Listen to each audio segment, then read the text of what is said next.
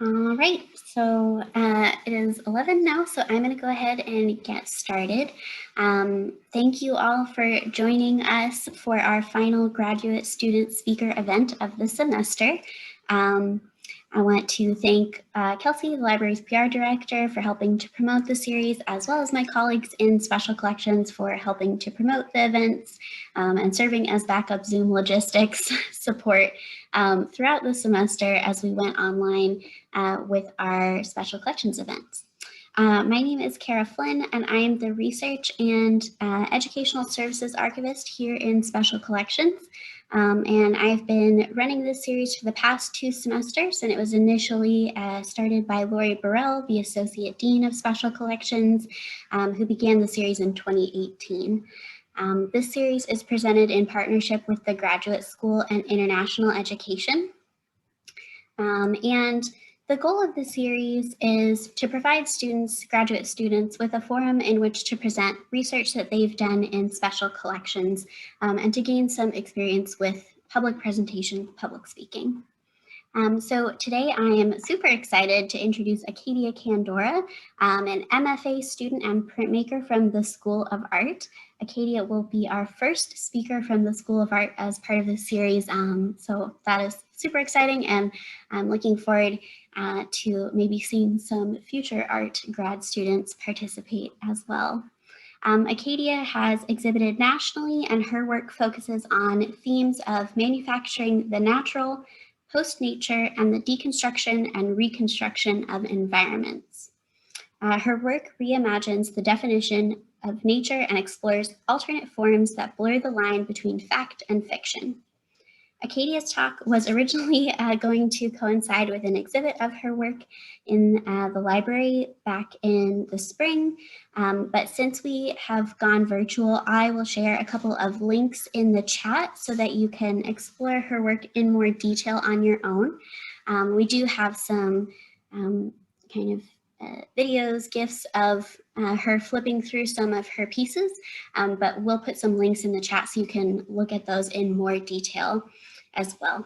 And speaking of kind of the Zoom logistics side of things, I wanted to go over kind of how we're using Zoom for this event. So all of your videos, we ask that they remain off throughout the presentation, and you will notice that you're all muted. So we will have a brief Q&A following the presentation. And so if you would like to ask Acadia a question, please feel free to put your question in the chat, and then I will moderate that Q&A with Acadia following her presentation and read out the questions that you've posted. Without further ado, I'm going to go ahead and pull up Acadia's presentation and mute myself, and it'll take just a second here.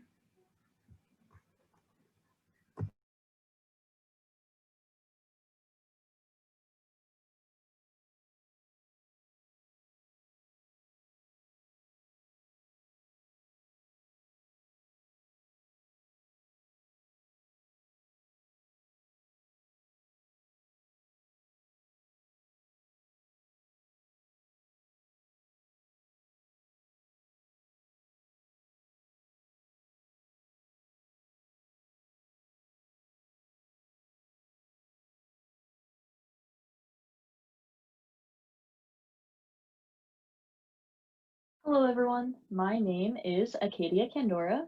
I am a printmaker, nature enthusiast, rock collector, and MFA candidate in printmaking here at the University of Arkansas. So, I'm originally from New Jersey, but I moved 9 times throughout my childhood to places such as Virginia, West Virginia, Ohio, and North Carolina. So I guess you can say that I'm from the Mid-Atlantic region, but I like to say that I'm from nowhere in particular. Generally speaking, my work revolves around the natural, landscape, and the intersection between the imaginary and the concrete, which means that I take landscapes, some of which that come out of my head, some of which that exist out in the world, and I both push and pull and merge them together to examine how I interact with nature and connect with land. And I make this work to call attention to the environmental crisis we find ourselves in and will continue to face. Over the past few years, about when I was starting graduate school, I made work about the past and how rocks held slices of time. I used the language of rocks to talk about the violent extraction of minerals from the earth. As someone who spent a good chunk of their childhood in West Virginia, mountaintop removal is something that I was very familiar with, and it's truly something that was highly influential to my work at this time, and eventually led me to making faux nature, starting with rocks, out of everyday materials such as paper, wood, and plastic. With these, I had this absurd idea that maybe, just maybe, they could act as an aesthetic substitute so we'd no longer have to violently extract these resources anymore. Along the same line of thought, I also made an artificial forest. It was about 6 feet by 6 feet, and it was complete with screen printed bark and a trail map. Now, this trail map's almost more important to my work now than it was back then. It invited the viewer to explore the installation. It identified some of my fake plants that I made fake names for, and had some trails that the viewer could explore. But in all actuality, this was also my first ever publication. And publications are such a huge part of my practice now, as you'll see in a little bit. And this is where it all started. But it was after this artificial forest that I started thinking about the future and what would happen after the climate collapse. I was thinking about man-made nature, and I was wondering what would bioengineered trees or human-grown rocks look like. So I started dreaming up speculative future landscapes. And for these pieces, I used specimen logic, landscape theory, isolation, and the glitch to reflect on this future. A future that questions the definition of landscape and how we examine the environment as a larger system, especially since we'd have to replace every part of the environmental system that was damaged or destroyed as a result of climate change. And I tackled this through an ecological blend of the virtual and the physical realms. If you really think about it, landscape itself is an ever-changing word. It's both a physical and psychological space that implicates human activity. It's connected to our psyche, language, and history. It both represents where we come from and what we're now culturally disconnected from due to the effects of the Anthropocene. This is the work that I was making when I was starting to heavily utilize special collections. And I focused mostly when I was looking at things in special collections on the rare book collection. And I looked at books such as Flora of North America, Illustrated, and collection on works on succulent plants that have these original plant specimen etchings in them that I just found so fascinating. I ended up utilizing some of the imagery in these books in some of my later publications, such as that of Resilience and Shadows. But besides just plant specimen books, I also looked at things such as the Wild Food Cookbook and The Botanic Garden, a poem in 2 parts, and the Hardy and Herbaceous and Albine Plants Spring 1928 catalog from the Wayside Garden Company. These gave me a much different perspective than the plant specimen books because I utilized a more personal approach. Even in the garden catalog, which was trying to persuade me to buy irises for 20 cents. Not only were the books themselves influential to my work, but the whole experience of opening this box, removing the Library of Congress identification card, and flipping through something that just felt so precious was just so influential and inspirational to my work.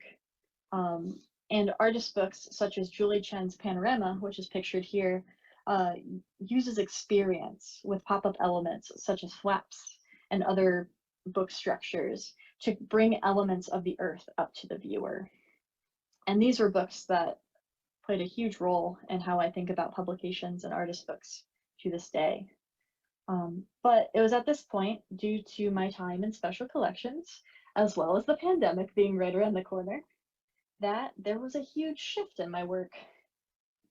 I'm still working with nature and the intersection between the actual and the speculative.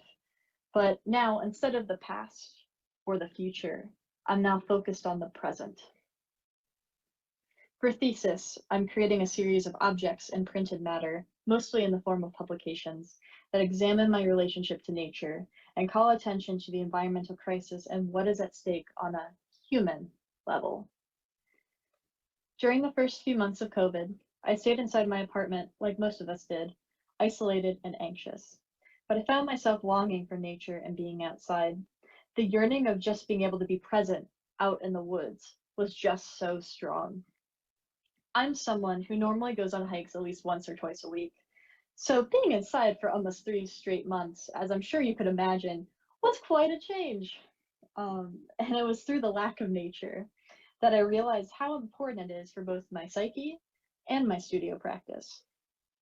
This piece, which is titled Sky Code, is about preserving a sunset. It's 174 pages of image code with illustrations that make up the image on the front cover, which is a selection from one of my hybrid landscapes that is truly a mixture of images, one of which is the sky on the last day I saw my grandfather before he passed away. It's truly about temporality and the ephemeral nature of the present.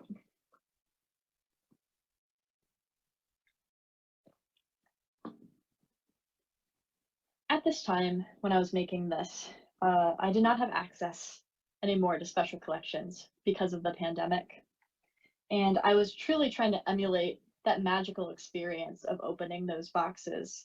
So I got a hold of some archival boxes, and I made my own Library of Congress identification cards and housed my publications in them. This diptych that you're seeing right now is Cactus Books called Resilience.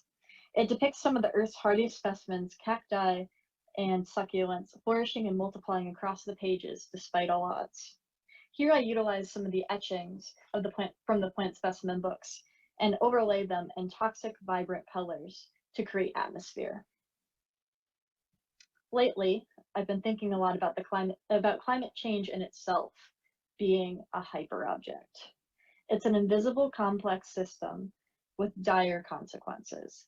It touches almost every aspect of our lives, yet through the cultural effects of the Anthropocene, is objectively removed from our daily human experience.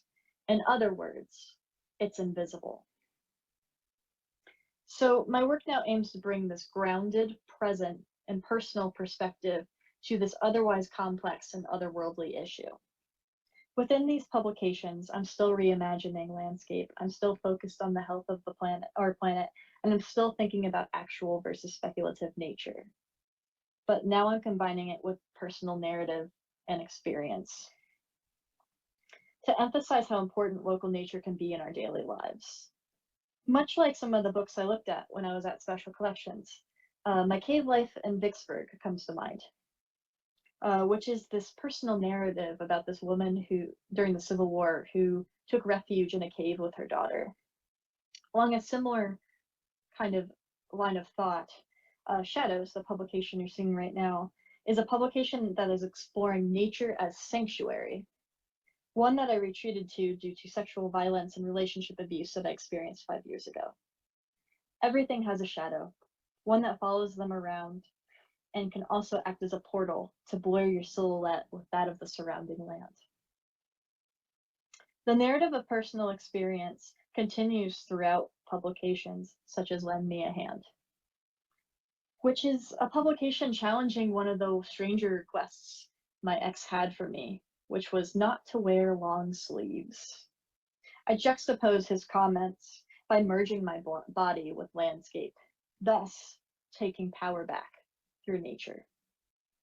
This is present in some of my other publications as well, such as Wander and Lost. I've come to terms with how nature has protected me when I was at my most vulnerable. And now I feel like it's my turn to return the favor, partially by sharing my story of its protective qualities. So this personal narrative is also complemented with the medium of a risograph, which is what a lot of these publications were printed in, which is this printing process that exists somewhere between Xeroxing and screen print. in which you can photocopy things with specific drums of colored ink that are pushed through a stencil. Besides the haptic quality of a risograph that I've been really drawn to lately, I find risograph itself being a more humble and accessible medium, with the ability to produce more copies of these publications and distribute them more widely. Lost follows my journey on a day that I became very lost, trying to find Nuusikko National Park during my time in Finland. This wasn't just a little lost, I want to add. This was a no map, cell service, got off the wrong bus stop, and middle of the woods by myself kind of lost. And it's this photo journey of this experience is superimposed with torn parts of my opening statement from my student conduct hearing about my ex. I think about this day a lot, as I truly believe it was finding my way back from being lost that day that I truly started rediscovering who I was and healing, and it was through nature. My most recent publication, which is titled "My Garden and I Are in a Symbiotic Relationship," speaks to my balcony garden, which was truly one of the few things that kept me somewhat sane during the first few months of COVID. I watered it and gave it nutrients, and in return, it nourished my nature-deprived mental state. Before concluding, I would just like to thank Cara Flynn for organizing this and helping me get involved with this wonderful opportunity. Everyone involved with Special Collections for maintaining and making this collection accessible to our campus, my peers for being awesome, and my media area mentors, Brianna and Sean, as well as my other thesis committee members for being extremely supportive throughout my graduate school experience. I wouldn't be here without you all.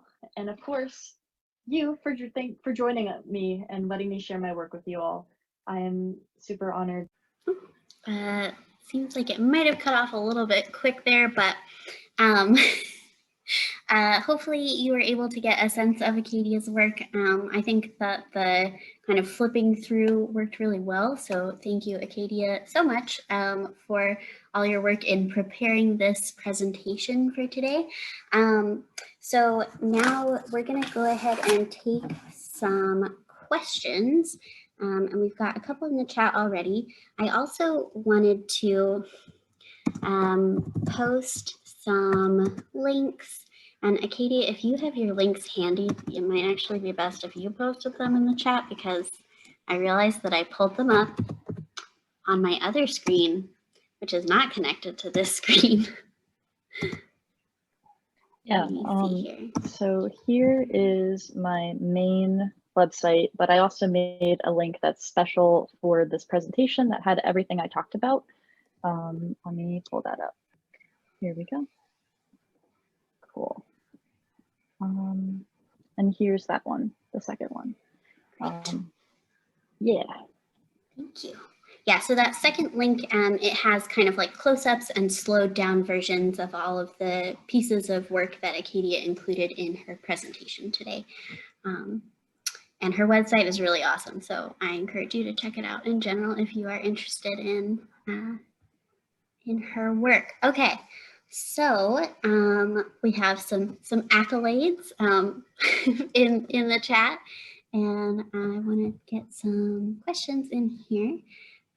So we had one question about if you've played with the concept of making pigments to print out of minerals, going with that nature thing. This person has recommended Heidi Gustafson. She's a pigment artist or forager who might lend some insight, and it would be another way to push and pull materiality in the process and find concrete connection to the landscape on a 2D format. So have you ever tried to like make your own? Not yet. I have started collecting a lot of mud from places that I go walking, and I've been trying to figure out how to grind it really fine and maybe mix it with a screen printing binder. It's something that I've thought about doing. I just haven't gotten, like, I don't know, I've gotten a little cold feet about it, but maybe I'll have to jump back in. Yeah. Cool. That's a good question. And Acadia, I'll send you the link that they've included as well. Absolutely, please do. Can you describe how your image code works in more detail? How does it relate to your printmaking practice, and how does it fit in with the work you've presented today? It definitely stands out. Yeah, so the image code, so that's essentially, I took my image of the sky and I put it through a text editing software, and how like preview and things like they read the image code to produce the image. So you can technically put that code into any text editing software and it will create an image of that sky. Therefore, you can kind of make an edition of a print in a way of the sky as many times as you want through inputting the image code. So that's that's something that I thought was really cool, and preserving it potentially further along than the actual sky itself, which is a very ephemeral thing. In comparison to the other work I make, I feel like that book itself is kind of a pivotal point. It kind of is the in-between space. It was the first book I made in the series that I showed you all, where it goes from like my futuristic landscapes where I was focused more on preserving parts of nature, and then it starts lending its way through the personal narrative because of the contents of the sky and how, I mean, I take a lot of photographs of days that are meaningful, or every time I go on a hike, I almost have my own nature archive of pictures in a way.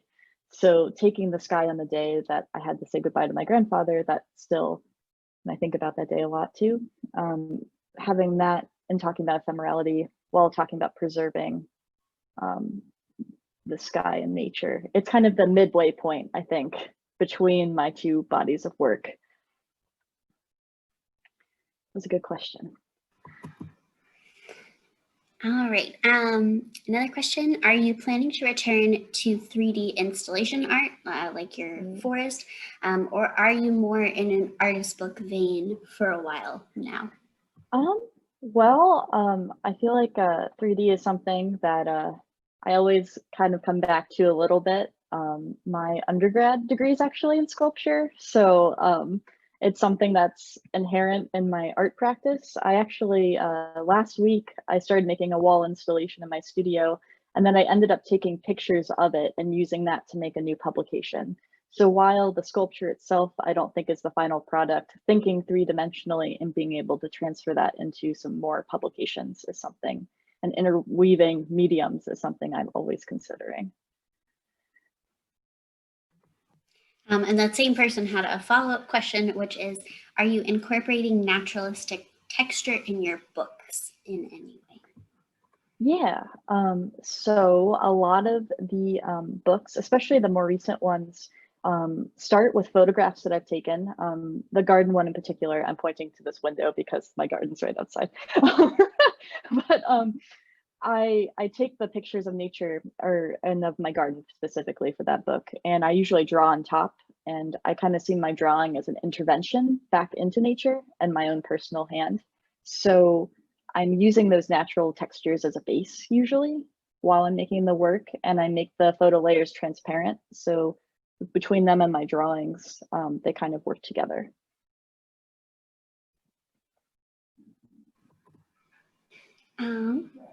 Okay, we had just another one. Can you talk a bit more about what publishing means in your field? Are artist books considered publications where sculpture isn't? Is one more valued by your peers than another? Oh, what a question. That depends on who you talk to, I think.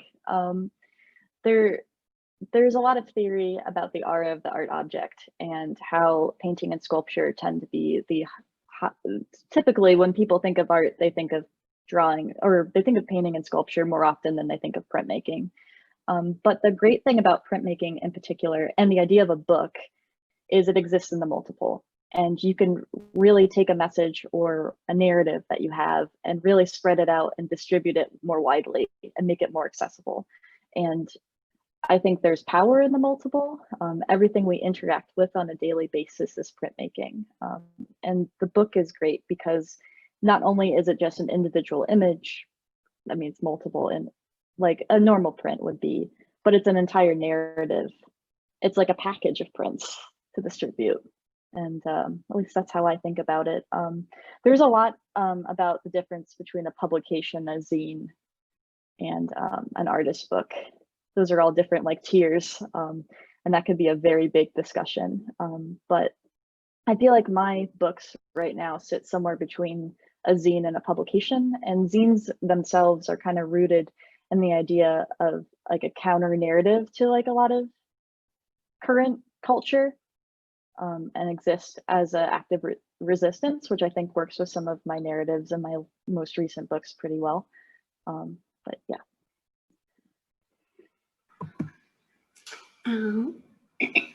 Okay, so we got a comment from somebody, and I'm going to ask a question based off that comment. So you've created kind of the archivalness with your archival boxes and Library of Congress call numbers with the little slips. So you sort of already placed your work within an archive in an intellectual way. How would you feel about having your work in an actual archive or special collection? I would love that. If that was an opportunity, I'd say yes, please. Yeah. Another question. How did you become interested in printmaking? So my undergrad journey was kind of funny.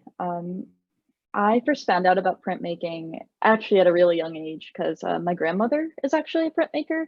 She didn't really show me a lot about printmaking, but I knew of its existence. I have these memories as a kid of going to upstate New York with my parents being really small and this really tall, thin gallery surrounded by your aquatint etchings and being lost, just surrounded by a sea of adult legs, not able to find my mom. And so I knew about it from a pretty young age, but it wasn't until maybe 3/4 of my way through undergrad. And that was after I explored, like, I came in as a design major, but I realized I didn't really like making work for other people. And that I wanted to make work for myself. And that's just the way it is. But I found sculpture and I liked that for a while, but then I really hurt my back. And then I was like, I'll take a print class. And I instantly fell in love. And maybe it was the mix of the inks, maybe it was the idea of making a multiple and the idea of the matrix where you can really key in on an image once you get it, the composition rate. I don't know, it's the process. I just fell in love and I've never really gone back. So it's kind of a long journey to get to where it was. But yeah, I'm excited to be here and studying printmaking because that's the medium I'm truly passionate about. Very cool. Thank you for kind of sharing your artistic journey with us. Yeah. So I think we'll do one more question. And if you have one last question that you want to put in the chat, go for it. We certainly got time. But unless I see some last questions, I had one other question, and that was, how did you come to do research in special collections? And how do you think your artistic background influenced the way that you conducted that research, if it influenced it at all? Yeah. So I first came to special collections as a part of a class visit. Sean took a graduate printmaking seminar the spring of my first year here to go look at all the artist books. And I specifically remembered seeing Julie Chen's Panorama for the first time. And I think I've specifically looked at that book now at least 10 times.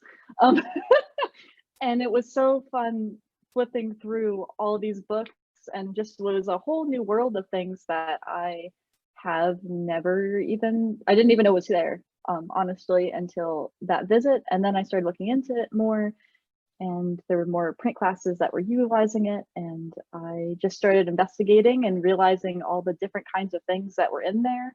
And I had a lot of fun opening boxes and seeing what was inside and just pulling things that I thought sounded interesting.